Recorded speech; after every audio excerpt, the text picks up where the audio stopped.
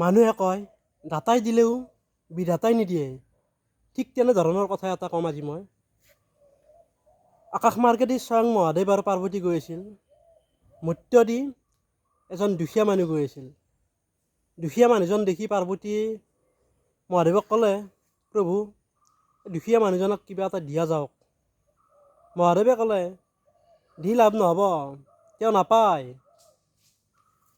তেতিয়া পাৰ্বতীৰ কথা শুনি ৰ'ব নোৱাৰি মহাদেৱে সোণৰ টোপোলা এটা মানুহজনৰ আগত দলিয়াই দিলে। মানুহজনে গৈ গৈ সোণৰ টোপোলাটো পাৱাৰ অৱস্থাত তেওঁ ভাবিলে, অন্ধ মানুহবোৰেনো কেনেকৈ যায়। চকু দুটা মুজি তেওঁ অন্ধ মানুহৰ দৰে যাবলৈ ধৰিলে আৰু সোণৰ টোপোলাটো গচকি গুচি গ'ল।